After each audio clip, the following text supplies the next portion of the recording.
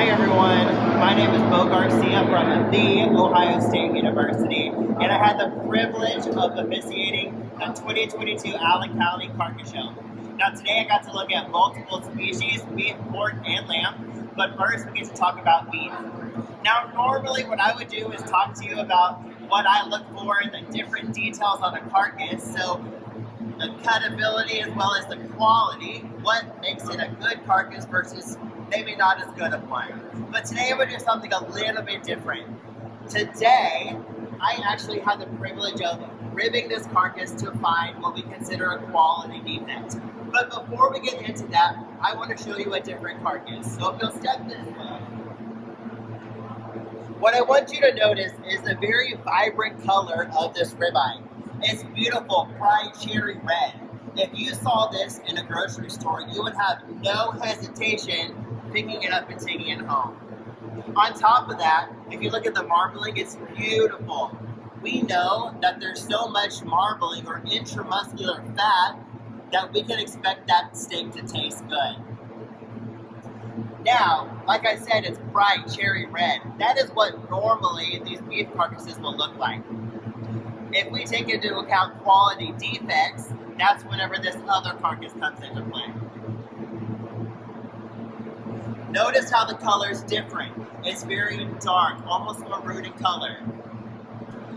This quality defect is known as dark cutter. Another way of saying it is dark, firm, and dry. DFD, the meat is dark in color, it's naturally more firm to the touch, and it appears to be dry. Dark, firm, and dry, DFD. Now this is actually a full dark cutter, meaning it's almost completely dark. This you would never find in a grocery store. It'll never make it to you. The reason for this quality defect is long-term stress. So unfortunately, this animal did undergo a little bit of stress prior to being harvested. And long-term, that would be hours to days before it was harvested. Now it does make sense, right?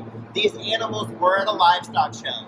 They were encountering so many different individuals, different people petting them, judging them, and then on top of that, they had to transport here to the processing facility. All of that contributes to stress on the animal. Now, I'll be very honest, I get stressed and I'm sure you do too. It's very similar with animals. We get stressed in different ways. Now with animals, we do tend to say that it's either nutritional stress, physiological, or nutritional, physiological, or environmental. So the environment can be bad, meaning transportation or even weather could spook the animal. Nutritional, maybe they didn't have access to food or water. And then psychological, probably the hardest one to manage, right? We get stressed psychologically very different. So do animals. But as livestock handlers, there's things that we can do to limit that stress. Give them access to food and water. Make sure we handle them properly. There's one more carcass I want to show you, and it's actually this way. Depending on the light, this would be considered a half dark cutter. So not quite that vibrant cherry red that we would like to see, but also not quite as dark as the first one. Dark cutters are actually split into three different categories. You'll have a 1/3 dark cutter, a 1/2, a 2/3 dark cutter, and then you'll also have a full dark cutter like the previous carcass. Again, unfortunately, those animals were stressed, but for me, it's an amazing opportunity to share with you the different things that I get to see here. Thank you. Now, I'm actually going to get a little bit more detail of what different characteristics I look at on this carcass to eventually rank them for y'all. Now, with beef carcasses, we look at two major categories. One being the quality, or a different way of saying that would be the estimated eating experience that you're going to have at home. So the quality of it, and we also look at the cutability. So how much percent sellable product we're going to get from this entire carcass from top to bottom. Now personally, I like quality a little bit better. It's a little bit more fun to look at. There's two major things that I account for. One of being the marbling. Now we get these awesome, really cool picture cards to look at the marbling. What I do is I actually hold them up next to that ribeye and justify the amount of marbling in that ribeye. The one that I actually chose for you today is quite beautiful. It's going to be a prime carcass. So I wanted you to see the best of the best today. Now on top of the marbling, we get to look at the maturity of that animal when it was harvested. Where I look for that is right here. I look at these thoracic buttons.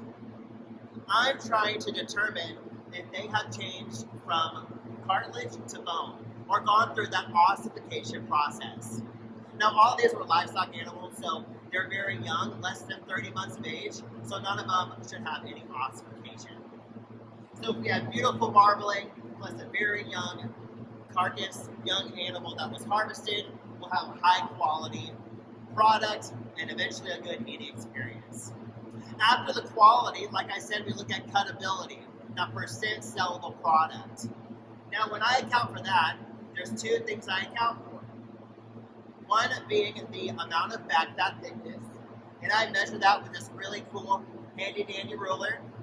I measure it 3/4 the way up that ribeye in inches. That's going to tell me ultimately how much fat or even excess fat that carcass has. On top of that, I look at the size of that ribeye. I use this dot grid. Every 10 dots on this dot grid is equal to 1 square inch. I'll lay it on top of that ribeye, do lots of counting, and get a square inch size for that ribeye. Those two combined, along with the hot carcass weight and the amount of internal fat, will help me predict the amount of percent sellable product. Hi, my name is Kelly Emerson. I'm on the Ohio State 2022 meat judging team, and we're here judging lamb carcasses today. The biggest thing we look for when we're judging lamb carcasses is percent sellable product. So we do that by measuring the fat, the back fat right here along the ribeye, the fat along the body wall all the way up here, and then we will also measure the size of the ribeye in like square inches. One thing you can see when you can compare something like this, where you're definitely going to get more product out of it, to a lamb with more back fat, where you'll get less product from it. Another thing we look at is conformation of the carcass. So if it has more of a muscular silhouette, that's something we look for. Because fat doesn't really have shape where meat does. So you can tell right here, it's really lean and has a lot of shape, where this one is more straight down and not as muscular over the leg. Another thing we look for is, we'll look at marbling on here. Most lambs are all choice or prime in the United States, so this would just be like a choice average, whereas this one actually does have prime marbling. You can kind of see that, but we also look at lean maturity, which is the color of the ribeye, and there's a leg score. We'll look for the muscle over the leg. Hi, my name is Mason McCurry. I'm one of the members of the 2022 Ohio State meat judging team. I'm here today judging the Allen County Fair Carcass Hog Competition. So one of the main things that we look for when we're judging these carcasses is how much percent sellable product we can get out of it. So one way we do that, we rib the carcasses between the 10th and 11th rib, and we evaluate the rib opposite the loin eye. So I'm going to take my measure here. This is in inches. So we go about 3/4 of the way up, line it up to the edge of the loin eye, then just go from there. So that one would be about 0.4 inches. And then we also look at the size of the loin eye. So we have a grid that we use that measures it, and then we take those two combinations, and that's how we determine how much percent of the product that we can get off of it for the consumer. And you can tell comparing from this hog carcass to the next one, this one is a lot more fat, so it's going to be a lot more waste on the plate, a lot more fat to cut off that carcass. So that's a basic rundown of how we judge a hog carcass. Hello again. Now, up to this point, you have seen all of the different species, beef, pork, and lamb, in carcass form. Now, that's only half of the process, right? You'll never be able to purchase these. Well, I guess you can if you're a meat nerd like I am, but most likely you'll go make your way to a Kroger or Walmart or here at Keystone Foods to be able to buy retail cuts. So what does that mean? That means this carcass, what we've seen so far, is actually taken and broken down even further. So, this carcass, you have the ham. Now think Thanksgiving time, right? That will be the ham your family cooks and puts in the oven for a delicious Thanksgiving meal. You'll have the loin, where what we would consider middle meat or middle cuts. This would be like your pork chops or your tenderloin steaks or roasts.